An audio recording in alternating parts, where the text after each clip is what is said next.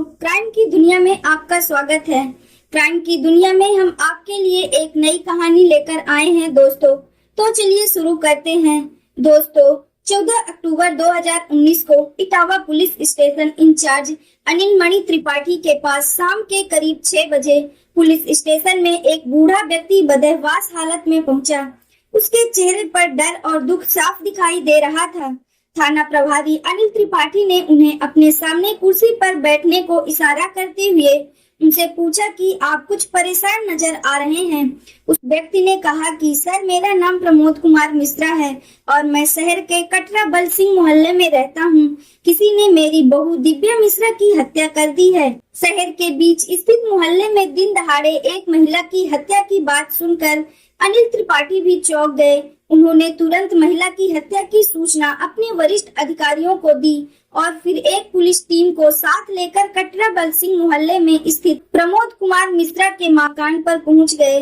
घर के बाहर काफी भीड़ जुटी थी, लेकिन महिला के ससुर प्रमोद कुमार मिश्रा पुलिस वालों को लेकर तीसरी मंजिल पर स्थित उस कमरे में पहुंचे जहां पर उनकी बहू दिव्या का शव खून से लथपथ पड़ा था। उसके सिर के पिछले हिस्से पर चोट का गहरा निशान था। दिव्या के शव के पास ही चीनी मिट्टी से बना एक फूलदान टूटा हुआ पड़ा था और इससे लग रहा था कि इस फूलदान से वार करके दिव्या की हत्या की गई है। कमरे का सामान भी अस्त व्यस्त पड़ा था। ऐसा लगता था कि शायद दिव्या ने हत्यारे के साथ काफी संघर्ष किया था। अनिल त्रिपाठी अभी घटना स्थल का निरीक्षण कर ही रहे थे कि तभी सूचना पाकर SP doctor Shyam Singh, SP Ram Bhajan Singh तथा फॉरेंसिक और डॉग स्क्वाड की टीम भी घटना स्थल पर पहुंच गई थी। इसके बाद पुलिस अधिकारियों ने घटना स्थल का बारीकी से निरीक्षण किया। जांच के दौरान पुलिस अधिकारियों ने दिव्या के शरीर के अंदर कुछ हरकत महसूस की तो दिव्या के जीवित होने की संभावना में उसे जिला अस्पताल भेज दिया गया, लेकिन वहां डॉक्टरों ने उसे देखते ही मृत घोषित कर दिया। इधर फॉरेंसिक टीम ने घटना स्थल की जांच करके फिंगरप्रिंट लिए और खोजी कुत्ता भी घटना स्थल पर पड़े खून के और कमरे के चक्कर लगाता रहा। फिर वो कुत्ता भी मकान से नीचे उतरा और लड़ेती भवन तक गया और फिर वापस आ गया, यानी खोजी कुत्ता भी मददगार साबित नहीं हुआ। पुलिस अधिकारियों को पूछताछ में पता चला कि दिव्या मिश्रा टीवी एंकर अजितेश की पत्नी थी। घटना के समय अजितेश नोएडा में था। उसके पिता प्रमोद मिश्रा ने फोन करके उसे दिव्या की मौत की सूचना दी थी। प्रमोद ने दिव्या के मायके वालों को भी उसकी मौत की सूचना दे दी। सूचना मिलते ही दिव्या के परिजन भी जिला अस्पताल पहुंच गए। सब के सब दिव्या की मौत पर आंसू बहा रहे थे। जिला अस्पताल में सिटी मजिस्ट्रेट सत्येंद्र नाथ पांडे की उपस्थिति में दिव्या के शव का पंचनामा भरने के बाद उसे पोस्टमार्टम के लिए भेज दिया गया और रात 10 बजे के समय 3 डॉक्टरों के एक पैनल ने दिव्या के शव का पोस्टमार्टम किया। इधर दिव्या के शव को लेने उसका पति अजितेश आया था, लेकिन पुलिस ने पोस्टमार्टम करने के बाद भी दिव्या का शव उसके परिजनों को नहीं सौंपा था, क्योंकि पुलिस अभी कुछ और जांच करना चाहती थी। जांच प्रभावित न हो इसलिए दिव्या का शव उनके परिजनों को नहीं सौंपा गया था। दोबारा जांच कराए जाने के बाद दिव्या के शव को परिजनों को सौंप दिया गया। सबका अंतिम संस्कार करने के बाद दिव्या के ससुर प्रमोद कुमार मिश्रा फिर से सिविल कोतवाली पहुंचे और अज्ञात के खिलाफ बहू की हत्या की रिपोर्ट दर्ज कराई। एसएसपी ने इस हाई प्रोफाइल केस की जांच के लिए सीओ चंद्रपाल सिंह के नेतृत्व में एक विशेष टीम बनाई। इसके बाद पुलिस टीम ने सबसे पहले घर के मुखिया प्रमोद कुमार मिश्रा से ही पूछताछ की। उन्होंने बताया कि वो करवा खेड़ा जनता माध्यमिक विद्यालय में प्रधान अध्यापक थे। वहां से 1 साल पहले ही वो रिटायर्ड हो गए थे। घर में उनकी पत्नी के अलावा बहू दिव्या मिश्रा तथा बूढ़ी माँ रहती थी, लेकिन उनकी पत्नी कुछ दिन पहले उनके बड़े बेटे के पास चली गई थी और प्रमोद कुमार स्कूल से रिटायर होने के बाद सामाजिक कार्यों में व्यस्त रहने लगे थे। वो सुबह 11 बजे नाश्ता करके घर से निकलते थे और 1:30 से 2 बजे घर वापस आते थे। शाम को फिर 5 बजे वो घर से निकल जाते थे और रात को 8 बजे घर वापस आते थे। उन्होंने बताया कि उनके कमरे का दरवाजा बाहर की गली की ओर खुलता था और इस दरवाजे से वो आते जाते थे, इसलिए घर के मुख्य दरवाजे से उनका ज्यादा आना जाना नहीं होता था। 14 अक्टूबर 2019 को भी प्रमोद कुमार 11 बजे नाश्ता करके घर से करवा खेड़ा स्कूल जाने के लिए निकले थे, क्योंकि स्कूल स्टाफ ने उन्हें किसी जरूरी काम के लिए बुलाया था। स्कूल का काम खत्म होने के बाद वो 2 बजे अपने घर आए। फिर उन्होंने खाना देने के लिए बहू दिव्या को आवाज लगाई, लेकिन दिव्या ने कोई आवाज नहीं दिया। फिर उन्होंने उसके नंबर पर फोन करके बात करने की कोशिश की, लेकिन दिव्या ने फोन भी नहीं उठाया। उन्होंने सोचा कि शायद दिव्या सो रही है, इसलिए वो भी आराम करने लगे। लेकिन जब 3 बजे के करीब उनकी आंख खुली तो अचानक उनकी नजर घर के मेन गेट पर पड़ी। दरवाजा खुला हुआ था और वो समझ गए थे कि घर में कोई आया है, लेकिन घर में कौन आया था यही पता लगाने के लिए वो तीसरी मंजिल पर पहुंचे। दिव्या का कमरा खुला हुआ था। प्रमोद कुमार मिश्रा ने दिव्या को आवाज लगाई, लेकिन उन्हें कोई आवाज नहीं मिली। इसके बाद वो कमरे के अंदर चले गए, लेकिन कमरे के अंदर का दृश्य बड़ा ही खौफनाक था। दिव्या नीचे फर्श पर खून से लथपथ पड़ी थी, वहीं पास में फूलदान टूटा हुआ पड़ा था। प्रमोद कुमार सिंह ने चीखते चिल्लाते हुए घर से बाहर आए और पड़ोसियों को इस घटना की जानकारी दी। इसके बाद वो सीधे स्टेशन पहुंचे। प्रमोद मिश्रा की बात सुनने के बाद पुलिस अधिकारी ने पूछा कि क्या आपको किसी पर शक है या फिर आपके घर किसी विशेष व्यक्ति का आना जाना था। प्रमोद कुमार ने बताया कि सर, दिव्या किसी अनजान व्यक्ति के लिए गेट नहीं खोलती थी। सीओ चंद्रपाल सिंह ने पूछा कि ये हत्या कहीं लूट के इरादे से तो नहीं की गई है। उन्होंने कहा कि सर, मैंने सब कुछ चेक कर लिया है, घर में कोई लूटपाट नहीं हुई है। घर का कीमती सामान, गहने तथा नकदी सब सुरक्षित हैं। इसके बाद पुलिस ने प्रमोद मिश्रा के पड़ोसियों से भी पूछताछ की, लेकिन इस हत्या के संबंध में पड़ोसी भी कोई जानकारी नहीं दे सके थे। पुलिस ने मृतक दिव्या के भाई सचिन कुमार तथा अन्य परिजनों से भी पूछताछ की, वो भी कोई खास जानकारी नहीं दे पाए। लेकिन वहां पर एक व्यक्ति भी था जो इस जांच में पुलिस के साथ सहयोग नहीं कर रहा था, और वो था दिव्या का पति अजितेश मिश्रा। पुलिस वाले जब भी उससे पूछताछ करने की कोशिश करते थे, वो बेहोश होने का नाटक करने लगता था। उसके इसी नाटक से पुलिस को उस पर शक होने लगा था। वैसे भी पुलिस टीम को तो इस हत्या में पहले ही किसी करीबी का हाथ लग रहा था। जब पुलिस ने अजितेश के साथ थोड़ा सख्त रवैया अपनाया तो तब जाकर वो कुछ बोला। उसने कहा कि सर, दिव्या से मैं बेहद प्यार करता था और वो भी मुझे बहुत चाहती थी। वो मेरे साथ नोएडा में रहती थी, लेकिन कुछ दिनों पहले मेरी माँ जब बड़े भाई के पास नासिक चली गई तो तब मैंने ही दिव्या को अपनी दादी और पापा की देखभाल के लिए नोएडा से यहाँ भेज दिया था। अब तक पुलिस टीम को दिव्या की पोस्टमार्टम रिपोर्ट भी मिल गई थी। पोस्टमार्टम रिपोर्ट से पता चला कि दिव्या की मौत सिर में चोट लगने के कारण हुई थी और उसका गला भी घोटा गया था। क्योंकि पुलिस को दिव्या के पति पर भी शक था, इसलिए पुलिस टीम ने अजितेश और दिव्या के मोबाइल फोन की कॉल डिटेल्स निकलवाई थी और उनकी छानबीन की तो पता चला कि अजितेश 4 मोबाइल नंबरों पर ज्यादा बातें करता था, जिसमें एक नंबर उसकी पत्नी दिव्या का था, दूसरा उसके पिता प्रमोद मिश्रा का था, लेकिन तीसरा और चौथा नंबर पुलिस को संदिग्ध लग रहा था। इन संदिग्ध नंबरों के बारे में पूछने पर अजितेश ने बताया कि ये number FM TV news channel में उसके साथ काम करने वाली भावना आर्या तथा उसके दोस्त अखिल कुमार के हैं। लेकिन इन नंबरों में भावना आर्या के फोन पर अजितेश की लगभग हर रोज ही बात होती थी। इससे पुलिस को लग रहा था कि भावना और अजितेश के बीच कोई नाजायज संबंधों का चक्कर तो नहीं है। और ये पता लगाने के लिए पुलिस की एक टीम 16 अक्टूबर 2019 को एफएम टीवी न्यूज चैनल के सेक्टर 63 नोएडा में स्थित ऑफिस पर पहुंची और वहां कई लोगों से पूछताछ की। वहां से पुलिस को पता चला कि भावना और अजितेश के बीच कुछ ज्यादा ही गहरा प्रेम प्रसंग है और इन संबंधों के कारण पति पत्नी के बीच काफी तनाव भी रहता था। साथ ही ये भी पता चला कि अजितेश की पत्नी दिव्या अखिल को अपना मुंह बोला भाई मानती थी और उसे राखी भी बांधती थी। ये पता चलते ही पुलिस ने भावना आर्या और अखिल कुमार को उनके कार्यालय से हिरासत में ले लिया और उन्हें लेकर इटावा आ गई। पुलिस ने सिविल कोतवाली में ही दिव्या के पति अजितेश को भी बुलवा लिया था। इसके बाद पुलिस ने सबसे पहले अखिल से पूछताछ की। अखिल पहले तो पुलिस को गुमराह करता रहा। वो यही कहता रहा कि दिव्या उसकी मुंह बोली बहन थी और एक भाई अपनी बहन की हत्या कैसे कर सकता है। लेकिन जब पुलिस ने उस पर थोड़ी सख्ती दिखाई तो वो टूट गया और उसने दिव्या की हत्या का जुर्म स्वीकार कर लिया। अखिल ने बताया कि दिव्या की हत्या का षड्यंत्र उसके पति अजितेश और उसकी प्रेमिका भावना आर्या ने रचा था। उन्होंने ही पैसों का लालच देकर उसे दिव्या की हत्या करने के लिए भेजा था। अखिल ने स्वीकार कर लिया था कि दिव्या की हत्या उसने ही की थी। अखिल के बाद अजितेश और भावना ने भी अपना अपराध स्वीकार कर लिया था। भावना ने बताया था कि वो अजितेश से प्यार करती थी। वो दोनों शादी करना चाहते थे, लेकिन अजितेश की पत्नी दिव्या उनके प्यार में रोड़ा बन रही थी। इसलिए उन दोनों ने अखिलेश को दिव्या की हत्या करने के लिए पैसों का लालच दिया और उन्होंने उसकी हत्या करवा दी। अजितेश ने बताया कि उनकी शादी को 3 साल बीत चुके थे, लेकिन दिव्या से उसे अभी कोई संतान नहीं हुई थी।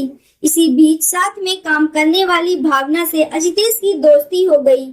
फिर दोस्ती प्यार में बदल गई और फिर वो दोनों शादी करने के लिए तैयार हो गए, लेकिन इस शादी में दिव्या दीवार बन गई थी, इसलिए उसकी हत्या करके उसे रास्ते से हटा दिया गया। इसके बाद एसएसपी संतोष कुमार मिश्रा ने तुरंत प्रेस कॉन्फ्रेंस आयोजित करके अभियुक्तों को मीडिया के सामने पेश करके इस घटना का खुलासा किया।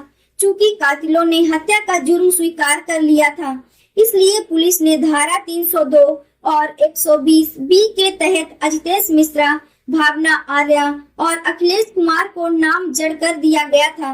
दरअसल प्रमोद कुमार मिश्रा के 3 बेटे थे। उन्होंने अपने तीनों बेटों को उच्च शिक्षा दिलाई थी। उनके 2 बेटे तो पढ़ लिख कर नासिक में नौकरी करने लगे थे।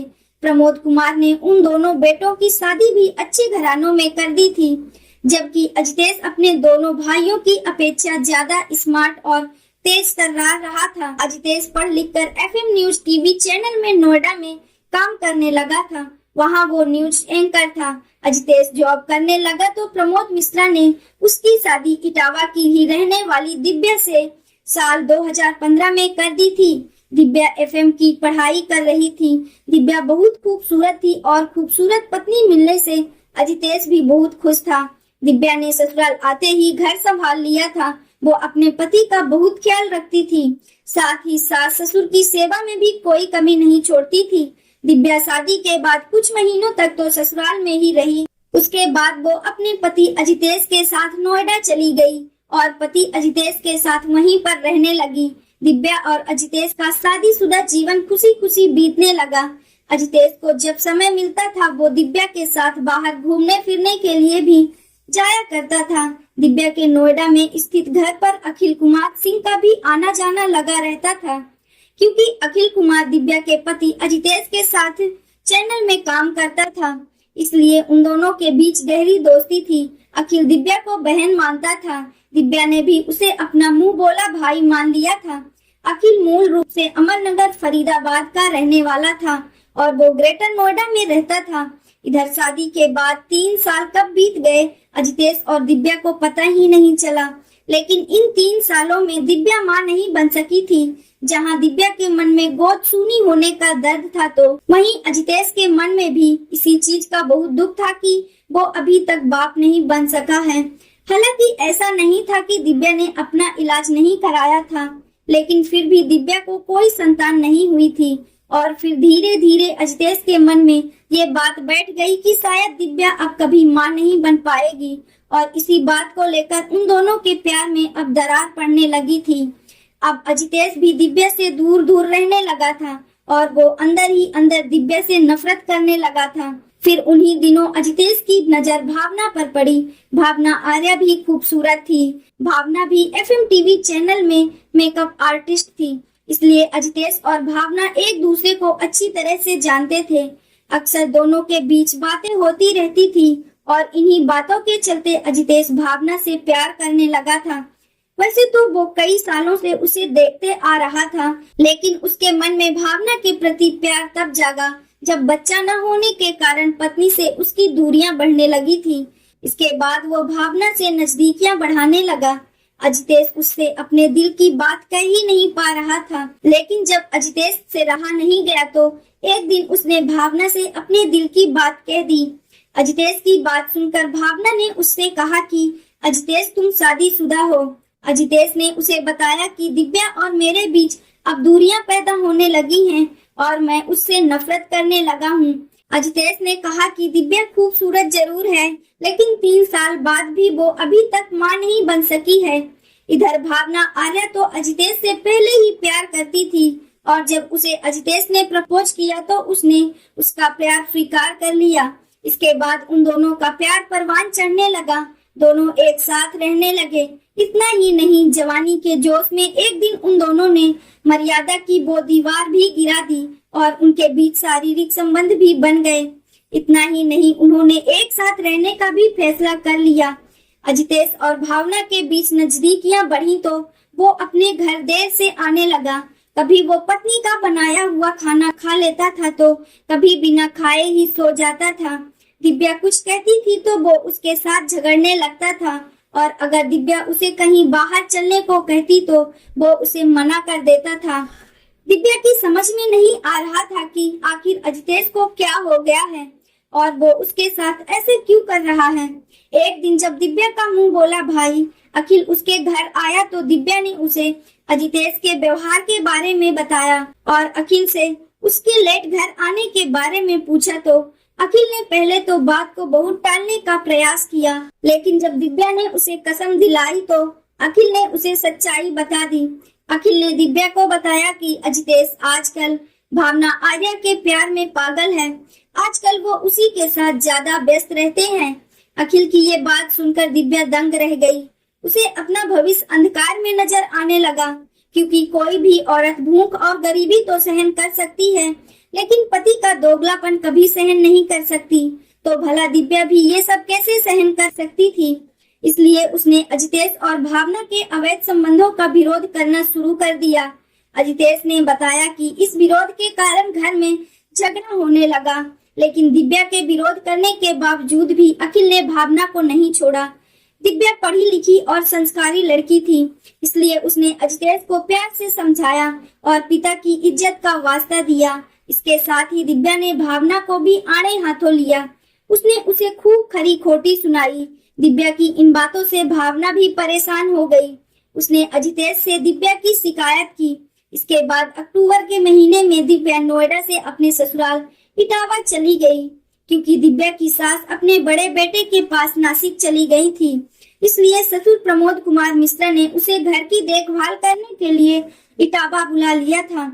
दिव्या इटावा आ तो गई थी, लेकिन वो अजितेश से मोबाइल पर बात करती रहती थी और उससे लगातार संपर्क में रहती थी। बातचीत के दौरान वो पति को भावना से दूर रहने को भी कहती रहती थी।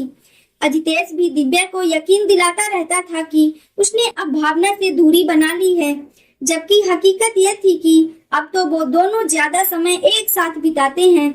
और जब 7 अक्टूबर 2019 को दोपहर के समय दिव्या ने अपने पति को फोन किया तो भावना ने उठाया। दिव्या समझ गई थी कि भावना और अजितेश दोनों एक साथ एक ही रूम में हैं, इसलिए दिव्या गुस्से से फट पड़ी।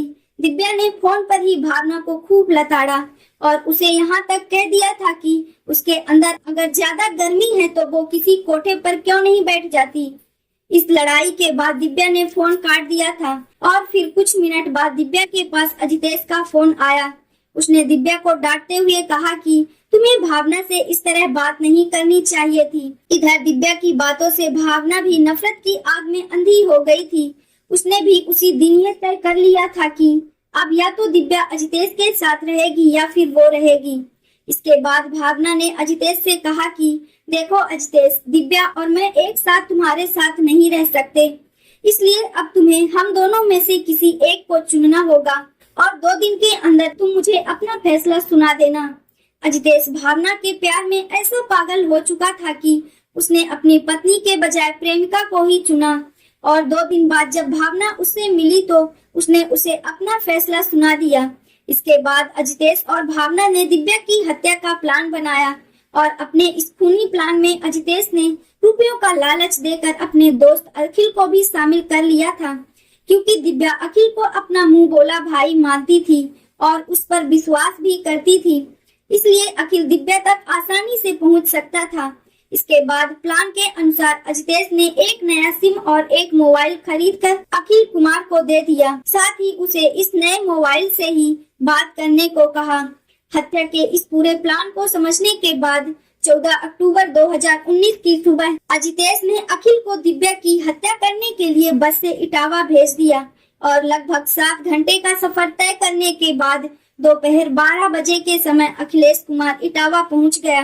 इस बीच अजितेश अपनी पत्नी दिव्या और पिता प्रमोद से फोन पर बात करता रहा ताकि उन दोनों के बारे में पता चलता रहे कि वो क्या कर रहे हैं और कहां पर हैं। अपने पिता और दिव्या की लोकेशन के बारे में अजितेश अखिल को भी बता रहा था और फिर 1 बजे के आसपास अखिल कुमार इटावा बल सिंह में स्थित दिव्या के घर पर पहुंचा और उसने डोरबेल बजाई। दिव्या ने तीसरी मंजिल से नीचे झांक कर देखा तो गेट पर उसे उसका मुंह बोला भाई अखिल खड़ा हुआ दिखाई दिया। वो उसे देखकर बहुत खुश हुई और जल्दी से नीचे उतरकर उसने गेट खोला। फिर वो अखिल को अपने कमरे में ले गई। उस समय दिव्या के ससुर प्रमोद कुमार घर पर नहीं थे, वो स्कूल के किसी कार्यक्रम में गए हुए थे। दिव्या ने अखिल के लिए चाय बनाई और अखिल के साथ बैठकर चाय पीने लगी। इसी बीच दिव्या अपनी शादी का एल्बम अखिल को दिखाने लगी और वो उससे कहने लगी कि वो अपने दोस्त अजितेश को समझाए कि वो भावना से दूर रहे, लेकिन अखिल तो वहाँ कुछ और ही सोचकर आया था। तभी अखिल की नजर कमरे में रखी चीनी मिट्टी से बने फूलदान पर पड़ी। मौका पाते ही उसने फूलदान को उठाया और दिव्या के सिर पर जोर से दे मारा। फूलदान के बाद से दिव्या का सिर फट गया, लेकिन दिव्या को ये समझते देर नहीं लगी कि अखिल को उसकी हत्या करने के लिए भेजा गया है, इसलिए वो भी अपना बचाव करने के लिए अखिल से भिड़ गई। लेकिन अधिक खून बहने के कारण दिव्या बेहोश होकर गिर पड़ी। इसी बीच अखिल ने अजितेश को मैसेज करके बताया कि दिव्या की सांसें चल रही हैं। इस पर अजितेश ने मैसेज का जवाब देते हुए कहा कि उसकी सांसें हमेशा के लिए रोक दो। इसके बाद अखिल ने दिव्या का सर फर्श पर पटक पटक कर उसकी हत्या कर दी। दिव्या की हत्या करने के बाद वो आराम से गेट खोलकर घर से बाहर निकल गया। फिर बस स्टैंड पर पहुंचकर वो वापस नोएडा चला गया। इधर जब 2 बजे प्रमोद कुमार मिश्रा अपने घर पहुंचे तो उन्होंने खाना देने के लिए दिव्या को आवाज लगाई और फोन भी किया, और जब उन्हें कोई जवाब नहीं मिला तो उन्हें लगा कि शायद दिव्या सो रही है, इसलिए वो भी आराम करने के लिए लेट गए। लेकिन जब 1 घंटे बाद उठे तो उन्होंने देखा कि घर का मेन गेट खुला हुआ है, जिससे वो समझ गए थे कि घर के अंदर कोई आया है। यही पता करने के लिए वो दिव्या के कमरे में पहुंचे थे, लेकिन वहां बहुत दिव्या खून से लथपथ पड़ी थी। हत्यारे आरोपी अजितेश मिश्रा, अखिल कुमार और भावना से ये सारी पूछताछ करने के बाद पुलिस ने उन्हें 18 अक्टूबर 2019 को इटावा कोर्ट में पेश किया, जहां से उन तीनों को जेल भेज दिया गया। दोस्तों, इस पूरी घटना के बारे में आपकी क्या राय है, कमेंट बॉक्स में जरूर बताएं। और अगर हमारी मेहनत पसंद आई हो तो इस वीडियो को लाइक करते हुए शेयर भी करें। अगर आपने अब तक चैनल को सब्सक्राइब नहीं किया है तो हमारे चैनल को सब्सक्राइब कर लीजिए। राधे राधे।